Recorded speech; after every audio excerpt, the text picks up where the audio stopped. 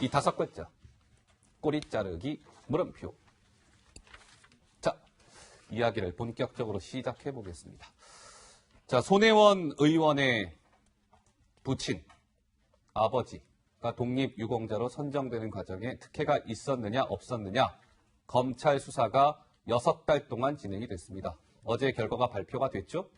그런데 조금 이상한 점이 요소에 있다. 이런 지적이 좀 나오고 있는 것 같습니다. 그래서 하나하나 조목조목 짚어보겠습니다. 먼저 김민지 기자, 네. 어떤 지금 검찰 수사 결과 발표가 가장 쟁점이 되고 있는 겁니까?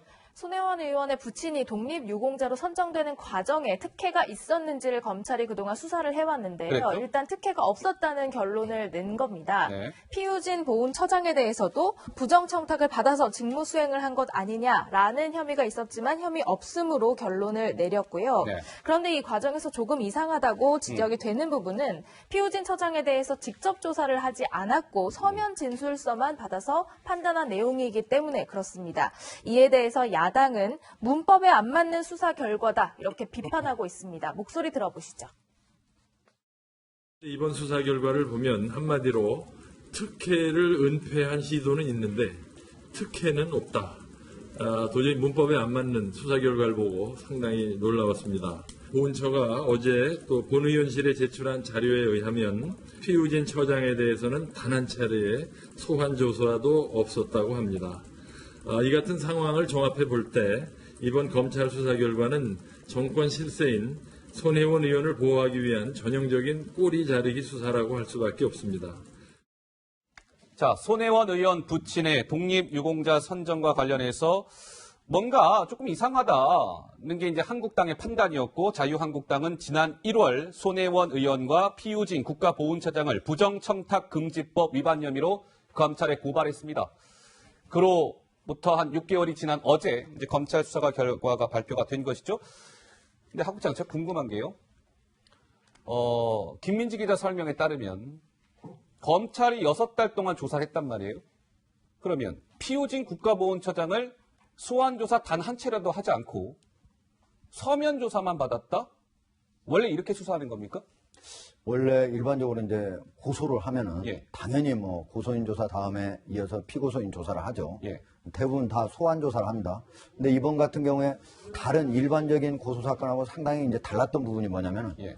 지금 이제 이게 국가보훈처의 공문 발불과에서 이 국회에 내는 제출 자료를 허위로 작성했다는 이 사안이거든요. 예. 그런데 거기에 있는 주무관하고 과장 이런 사람들은 모두 소환 조사를 했습니다. 자세히 진술을 했습니다. 누가 했다고 했느냐? 모두 임성현 전 국가보훈처의 보훈예우국장이 시켜서 했다. 예. 이렇게 얘기를 했습니다. 그러니까 임성현 보훈국장을 불렀습니다. 예. 부르니까 이름도 대답도 안 하고 모두 다 진술을 거부했습니다. 아하. 근데 당연히 피의자 같은 경우에 진술 거부권이 있습니다. 당연히 할 수 있죠. 그러나 대부분 진술 거부한다고 검찰이 가만히 놔주지 않죠. 진술 거부권이 있으니까 뭐 당신 뭐 하더라도 돼 하고 그대로 놔두고 보내주는 거 아니거든요. 근데 이번 같은 경우는 진술 거부하니까 그대로 보냈습니다. 아하. 그리고 그 위에 있는 피우진 국가보훈처장하고 손혜원 의원 같은 경우에 이미 이 국장을 조사를 해야만 그걸 근거로 해서 조사할 거 아닙니까? 네. 근데 여기가 진술을 거부하니까 그냥 어떻게 부를 수도 없었던 거예요. 그러니까 이제 서면 조사를 하게 됐는데 서면 조사하는데도 거기에서도 하나도 답변을 하지 않고 진술 자체를 거부했습니다. 그러니까 모두 무혐의를 하고 그 임성현 전 네. 국가보훈처에 있는 보훈예우국장만 바로 허위 공문서 작성 혐의로 불구속 기소. 네, 불구속 기소를 했는데 일반적인 사안과는 너무 차이가 있다. 너무 차이가 있다. 다만 검찰은 제가 오늘 이 부분과 관련해서 서울 남부지검 그 간부 검사한테 자세히 물어봤는데 예. 검찰은 이렇게 조사에 응하지 않는데 우리로서 강제 무슨 뭐 어떻게 과거처럼 고문할 수도 없고 네. 그다음에 별건 수사로 어떻게 또 압박할 수도 없고 네. 이렇게 할 수도 없는 상황에서 우리로서는 어떻게 하느냐 할 수가 없었다 이렇게 하소연을 하고 있습니다. 그렇다면 자, 일단 기본적인 이제 설명이 조금 된 것 같고요. 그냥 한 걸음 더 들어가 보도록 하겠습니다. 지금 이제 7월이니까요. 넉 달 전 국회에서는 피우진 국가보훈처장과 바른미래당 이태규 의원 간에 이런 대화가 오고 갔습니다. 그 목소리 잠깐 듣고 오시죠. 주무장관이, 주무기관장이 보훈 대상 선정 관련해서 이해 당사자의 민원을 직접 들어간 거에 대해서 어떻게 생각하세요? 그 부분은 이해 당사자라고 생각하기보다는 손혜원 의원 만났을 때 구체적으로 뭘 요구하던가요? 요구한 게 아니고요. 예. 그동안에 6차에 걸쳐서 애로사항을 이야기했겠죠. 애로사항은 아니고요. 그럼 뭐예요? 그런 사항이 있었다. 그래서 그런 사항을 듣고 제가 기준을 완화하고 있으니 다시 신청을 해봐라 이렇게 얘기를 했습니다. 자, 지난해 2월 국가보훈처장 피호진 처장은 손혜원 의원의 부름을 받고 손혜원 의원에 관 사무실로 찾아가죠. 그리고 나서 발표가 안 된 정부 정책에 대해서 귀뜸을 해줍니다. 유공자 늘릴 겁니다. 이렇게요. 발표가 안 된 정책이었어요. 자, 그러자 이태규 의원은 이런 사례가 있는지 한번 찾아서 제출을 해보세요. 손혜원 의원처럼 처장이 직접 그렇게 찾아가서 정책에 대해서 설명해주고 유공자 선정된 사례가 있으면 가지고 와보세요.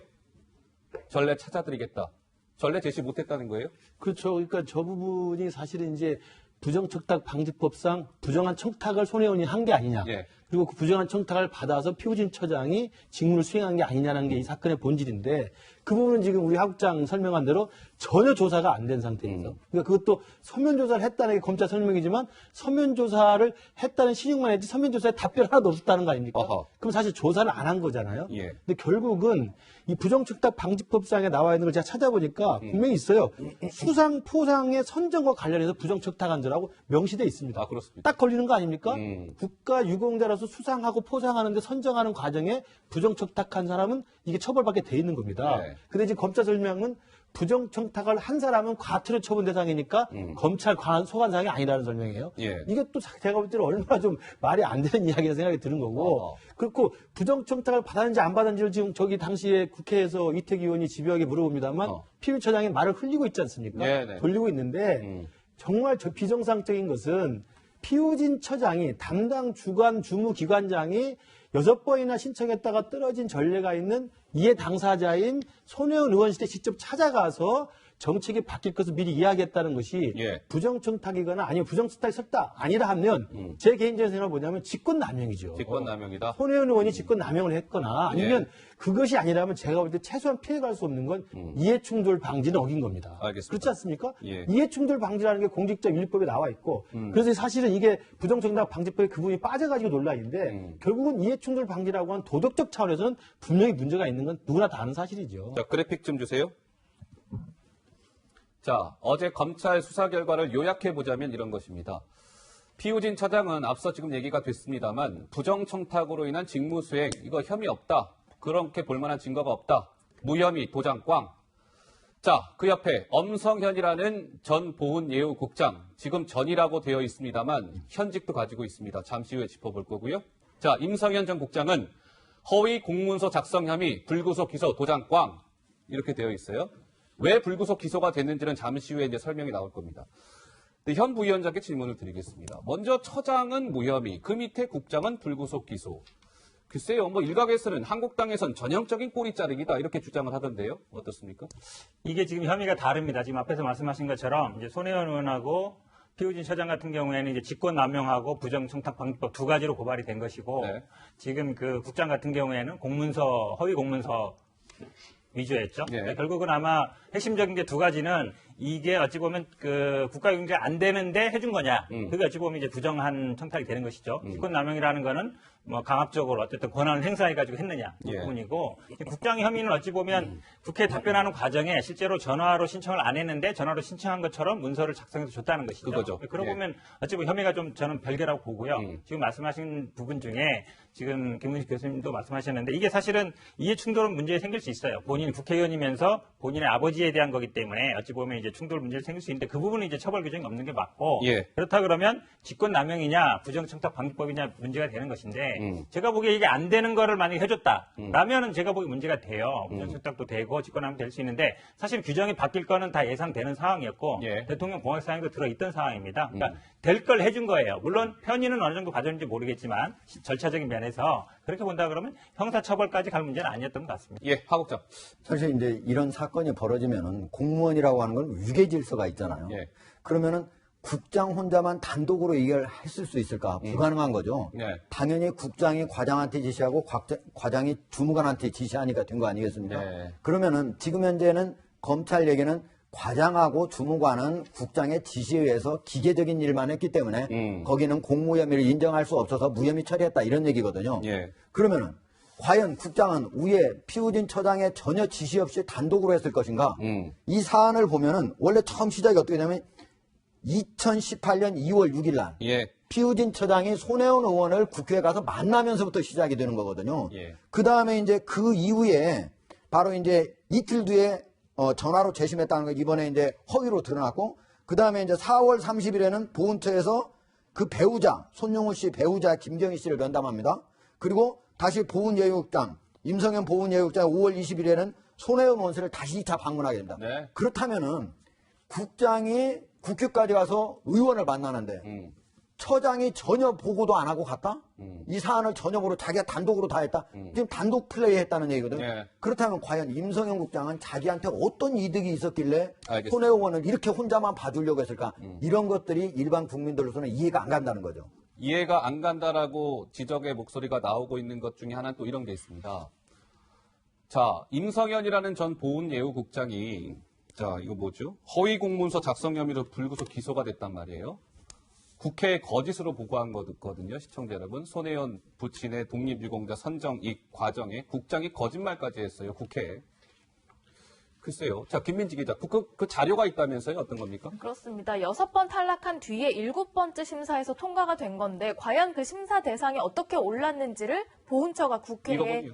자료를 제출한 그런 내용입니다. 신청 방법은 전화로 되어 있고요. 전화 재심 신청자라고 해서 손혜원 의원의 부친의 이름이 써 있죠. 그러니까 이 재심 신청을 전화로 했다라는 내용으로 국회에 보고가 올라간 겁니다. 하지만 검찰은 이 내용을 허위로 판단했고 정확히 쉽게 말하면 거짓말을 했다 이렇게 판단을 한 겁니다.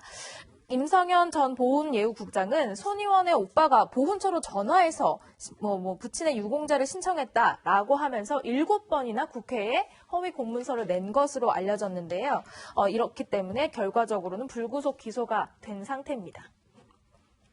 간단히 말하자면 손혜원 의원의 친오빠가 보훈처에 전화로 신청한 적이 없는 겁니다. 근데 보훈예우국장은 국회에 손혜원 의원의 손 의원의 오빠가 전화로 신청했다 거짓말로 보고한 거예요. 그것도 7차례씩이나. 이게요. 그러니까 손혜원 의원 부친의 독립유공자 선정이 무엇이길래 보훈예우국장이라는 사람이 그래픽 화면에 나오고 있는 것처럼 노란색 박스에 등장하고 있는 문구처럼 7차례나 국회에 허위 공문서를 작성해서 보고했을까요? 그러니까 저는 저 부분이 이제 정상적으로 생각하면 이해가 안 되는 부분인데 첫 번째 문제가 됐던 지금 이야기에 나왔던 것처럼 이례적으로 피우진 국가보훈처장이 직접 이해 당사자인 손혜원 의원 씨에 찾아가 설명했다는 거 아닙니까? 이게 좋게 말하면 찾아가는 서비스인데 아까 이태기 의원이 물어보잖아요. 그렇게 찾아가는 서비스 한 적 있느냐? 말씀드리겠다는데 못 찾잖아요. 그런 전례가 없는 일이고 그런 상황이기 때문에 이게 부정청탁의 그 과정이 있었거나 아니면 직권이 남용됐거나 뭘 하지 않았겠냐는 자연스러운 합리적 의심이 되는 건데 예. 그거에 대해서는 지금 결론은 검찰이 2명에 대해서 직접 대면 조사나 소환 조사 안 한 상태에서 진술을 거부하고 있는데 무혐의로 끝난 겁니다. 그래서 예. 의혹이 남아있는 거고 두 번째 의혹이 지금 그겁니다. 그 밑에 있는 보훈 애국장이라는 사람이 허위 공문서를 7차례 작성해가지고 국회에 제출했어요. 그 내용은 손혜원 씨의 아버지 명의로 그 손혜원 오빠가 전화 신청했다고 공문서 작성했는데 그런 사실이 없다는 거 아닙니까?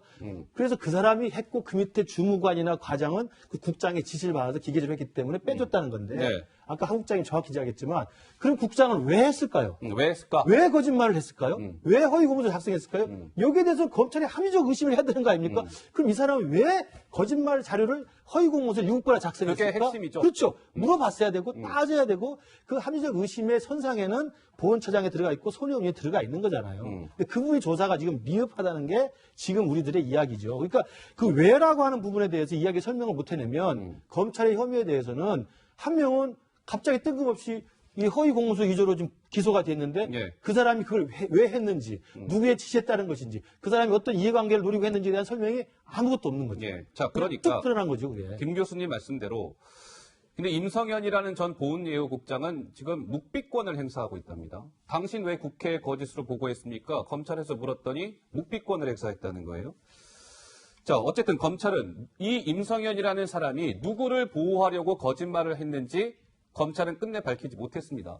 검찰이 밝혔어야 되는 거 아니겠습니까? 디렉터 어떻습니까? 제가 보기에는 아마 이 고발한다는 시민단체에서 항고를 했습니다. 항고를 하면 요즘은 예전 같지 않고요. 예전에는 항고하면 고등법원에서 거의 그냥 시간 지내다가 그냥 뭐 무혐의 이렇게 같이 했는데 요즘 그렇지 않거든요. 조사를 할 거라고 보는데 저도 이 부분은 참 의문이에요. 왜냐하면 그동안에 손혜원 의원도 계속해서 오빠가 전화로 신청했다고 했거든요. 네. 그렇게 알고 있는 거예요. 본인이 일단 뭐 들었는지 어떤지 모르겠지만 근데 지금 검찰 조사에서는 전화로 신청하는 게 없다는 거 아닙니까? 그렇다 그러면 당연히 지금 말씀하신 것처럼 그럼 왜 어떻게 신청이 됐느냐 이 부분을 수사해야 될 것 같은데 제가 보기엔 뭐 항고를 하면 당연히 고검에서 수사를 아마 정상적으로 해야 되지 않을까. 이 부분은 사실 저도 의문이에요. 왜냐하면 신청 안 했는데 되는 거는 일반적이지 않잖아요. 그러니까요. 그동안 모든 언론에서 손혜원 의원도 자체도 오빠가 전화로 신청했다 했고 우리도 모두 그렇게 알고 있었기 때문에 예. 이게 아니라 그러면 굉장히 지금까지 모든 알려진 게 어찌 보면 거짓이 되는 거라서 예. 저도 이 부분은 굉장히 의문입니다. 자유한국당에서는 이렇게 주장했더군요. 시청자 여러분 한번 이 문장을 한번 잘 보세요. 김종석이라는 한국당 의원은 이번 검찰 수사 결과를 두고요. 이렇게 얘기했습니다. 그러니까 임성현이라는 전 국장이 뭐 은폐했다는 건 일단 확인이 된 거 아니겠습니까? 국회에 뭐 전화 신청했다 이렇게 거짓으로 보고했으니까요. 특혜 은폐는 있었는데 특혜는 없었다는 상식 밖의 수사 결과가 나왔다. 이렇게 뼈 있는 뭐 논평 같은 이런 발표를 했고요. 근데 하국장, 이 임성현이라는 지금 전 보훈예우국장 얘기가 계속 나오고 있는데 이 보훈예우국장이 어쨌든지 간에 이제 지금 불구속 기소가 됐어요. 근데 현재는 또 다른, 그러니까 보훈예우국장이 아니라 또 다른 어느 위치에 가 있다면서요? 예. 지금 현재 이제 국립대전현충원 원장으로 이번 달에 이제 영전을 해서 간 거거든요. 국립대전현충원장. 예. 그런데 만약에 이게 국가보훈처에서 지금 현재 검찰이 조사를 한 거는 지난달이거든요. 예. 지난달에 조사를 했더니 이 국장이 허위로 공문서를 작성해가지고 이 문제를 일으켰다 이런 얘기 아니겠습니까? 그렇다면 기본적으로 국가보훈처는 첫 번째 징계 회부해야 되잖아요. 징계 회부하지 전혀 안 했습니다. 하하. 그리고 두 번째는 오히려 영전을 시켜서 국립대전현충원의 원장으로 보냈습니다. 오히려 영전이 됐다? 예, 이번 달에. 그러니까 이거는 뭔가 국가보훈처가 이 내용과 관련해서 임 국장의 어떤 신세를 지지 않는다면 도저히 그렇게 인사를 할 수가 없는 거죠. 당연히 징계를 하고 이거는 있을 수 없는 일이지 않습니까? 그리고 심지어 거기에 아무리 위에서 지시를 했다고 하더라도 거짓말로 문서를 작성을 해서 국회에 제출하는 다른 문서도 아니고 국회에 제출한 문서를 거기에 과장, 주무관이 다 관여가 됐다. 그러면 이거는 설령 무죄가 나더라도 공범 공모 혐의로 해가지고 일단 기소를 하는 게 맞죠.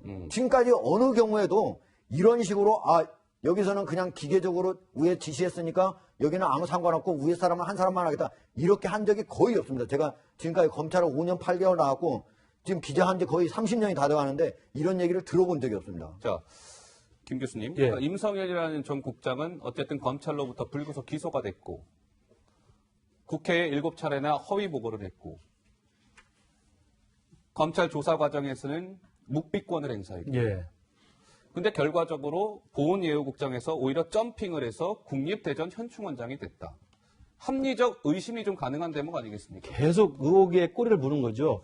만약에 이런 사안이면 정확히 그 내부규나 공무원 그 규정을 봐야 되겠습니다만 만약 이런 상황이라면 최소한 아무리 양보를 해도 보직 해임이나 대기 발령은 해야 되는 거죠. 그러니까 무죄 추정의 원칙에 따른다 하더라도 어쨌든 검찰 수사를 받았고 검찰 조사 끝에 묵비권 행사해서 어쨌든 기소가 됐잖아요. 요 과정이라고 한다면 재판이 끝날 때까지는 아무리 우리가 최소한의 이 생각을 한다 하더라도 일단 보직 해임이나 대기 발령을 하는 겁니다. 저는 그게 기본이라고 생각합니다. 예. 그런데 지금 말씀하신 대로 오히려 보직 해임이나 대기 발령 온데간데였고 오히려 영전을 했다. 영전에서 지금 우리가 지금 방송하면서 지금 전 국장이라 하니까 잘린 것 같은데 그게 아니고 전 국장이 아니라 현 원장으로 간 거잖아요. 그러니까 저는 더 영전에서 갔다고 하는 사실 자체가 물론 이것도 이제 저희의 의혹적입니다만 예. 혹시라도 보훈처 안에서 이 국장이 모든 것들을 사실은 다 자기 선에서 입막음 한 상태에서 이 부분에 대해서 국가보훈처를 어떻게 대신 좀 짊어지고 가는 게 아니냐 이런 식의 의혹을 제기할 수밖에 없는 상황이 된 거죠. 그러니까 예.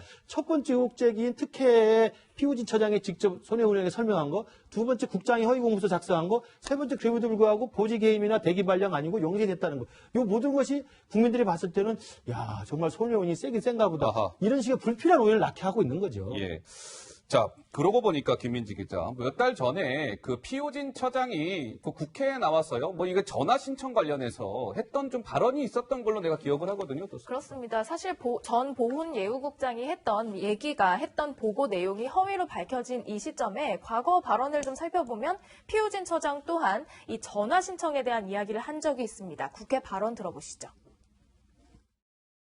전화로다가 재심 신청을 하게 되죠? 맞습니까? 안 맞습니까? 네, 전화 신청을 한 걸로 알고 있습니다. 그렇죠? 네. 맞죠? 전화로다. 근데 그런 것을 전화로 재심 신청을 전화로 한 경우가 있습니까? 네, 있습니다. 어느 경우가 있습니까? 재심인 경우에는 전화 신청으로도 할 수 있고 직권으로도 할 수 있고 그렇게 되어 있습니다.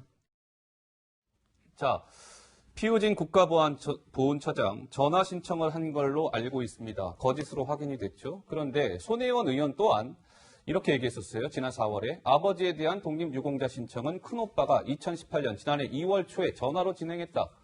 근데 결과적으로 이거 손혜원 의원 거짓말한 게 드러난 것이죠. 검찰 수사 결과. 공교롭게도 피우진, 임성현, 손혜원 이 세 사람의 발언이 일치하네요.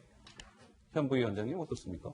결국은요, 거짓말이 되려면 네. 내가 아닌 걸 알고 있어야 돼요. 근데 저는 아마 손혜원 의원이 저걸 전화로 신청 안 했는데 전화로 신청했다라고 얘기하고 피우진 의원 처장이 그렇게 답변했을 거라 보진 않아요. 사실 왜냐면 지금 국회에서의 증언이라든지 이런 거 굉장히 문제가 되기 때문에 아마 제가 보기엔 오빠가 뭐 잘못 전달했든지 아니면 뭐 실무자가 잘못 처리했든지 하지 전화로 신청했다고 사실은 어찌 보면 지금 뭐 국회에서도 얘기하고 본인도 여러 번 얘기했거든요. 예. 근데 저게 신청이 안 됐다. 저도 그래서 굉장히 의문이에요, 이 부분이. 근데 손혜원 의원한테 굉장히 어찌 보면 이제 특혜를 준 것처럼 말씀하시는데 손혜원 의원이 사실은 이 목포 부동산 관련해서는 검찰 수사도 받고 기소도 됐습니다. 그동안 실명법 본인이 아니라고 아무리 예. 본인은 아니라고 했어요. 하지만 실명제법이라든지 여러 개 뭐 걸린다고 했거든요. 그렇게 본다 그러면 아마 수사 부분이 지금 말씀하신 것처럼 실무자들이 이게 전화 신청이 했다고 했는데 안 됐는데 서류가 돼 있는 걸로 돼 있다 그러면 그 과정상에서 아마 더 수사가 돼야 되는 부분이지 저분들이 아마 안 했는지 알았는데 내가 했다라고 얘기한 것 같지는 않아요. 지금. 예, 알겠습니다. 자, 김민지 기자. 오늘 손혜원 의원이 뭔가 어떤 행사에 좀 참석을 한 것 같은데 어떻습니까? 검찰 수사 결과 발표 이후에 손 의원이 무슨 입장을 좀 내놓은 게 있습니까? 해당 검찰 조사 결과에 대해서는 별다른 입장을 내진 않았습니다. 말씀하신 대로 오늘 몽양 여운형 선생의 72주기 행사에 참여하고 라이브 방송을 진행했는데요. 오늘 모습 영상으로 한번 만나보시죠. 네, 여러분들 안녕하십니까?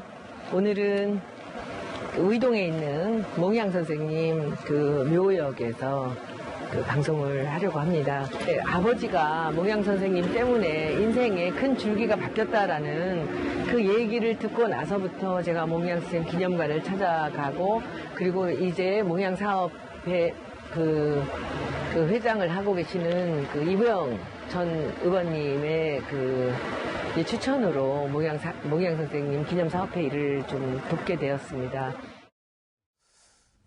참고로 독립운동가 몽양 여운형 선생. 그러니까 손혜원 의원 부친이 이 여운형 선생의 비서였던 것으로 제가 기억을 하는데요. 예, 하국장 한 말씀 하시죠. 예. 사실 이제 손혜원 의원의 예. 부친 이제 손용우 원 같은 경우에 사실 이제 분명히 어쨌든 1940년에 동아일보, 조선일보 폐간의 부당성을 또 성토를 하고 동급생한테 독립사상을 고취해가지고 그걸로 해서 무려 2년 3개월간 옥고를 치는 건 분명한 사실이거든요. 네. 저는 이거는 독립유공자가 충분히 될 수 있는 자격이 있다고 생각을 합니다. 다만 그 이후에 예를 들면은 조선공산당 서울지부에 가입하고 그리고 47년에 입북했다가 1948년에 난파돼서 지하공작을 벌이고 또 6.25 당시에 가평군 설악면당 가일리의 세포책으로 활동하고 이런 부분들은 또 이제 좌익 활동을 한 것 또한 제가 보기에는 나중에 알겠습니다. 손용웅이 1992년에 이걸 다 부인하긴 했어요. 네. 그러나 그때 부인했을 때 다시 재반박이 안 된 이유는 이런 것들을 그때 썼던 서장들이 네. 이미 다 숨져버렸던 데예요. 재반박이 안 됐던 거죠. 그러나 저는 이렇게 생각합니다. 독립유공은 설령 좌익을 했던 우익을 했던 독립유공자가 있으면 독립유공자로서 인정하는 게 맞다. 다만 이거를 왜 몰래 한쪽에서 밀실에서 해가지고 이렇게 크게 문제를 만드냐. 정정당당하게 신청하고 정정당당하게 지금 회의록도 공개하지 않지 않습니까? 회의록 공개해가지고 우리는 이러이러한 이유로 이런 기준에서 정정당당하게 이 사람을 선정했다 이렇게 얘기한다면은 앞으로도 지금 현재 우리가 독립운동을 했던 사람은 한 300만 정도로 추산이 되거든요. 예. 그중에 지금 서문이 된 사람은 15,000명뿐이 안 됩니다. 얼마나 많은 사람들이 기다리고 있습니까? 정정당당하게 해주는 게 저는 맞다고 봅니다. 알겠습니다. 손혜원 의원 부침 독립유공자 선정 과정에 있어서의 검찰 수사 결과 발표. 그런데 남는 의문점 짚어드렸습니다.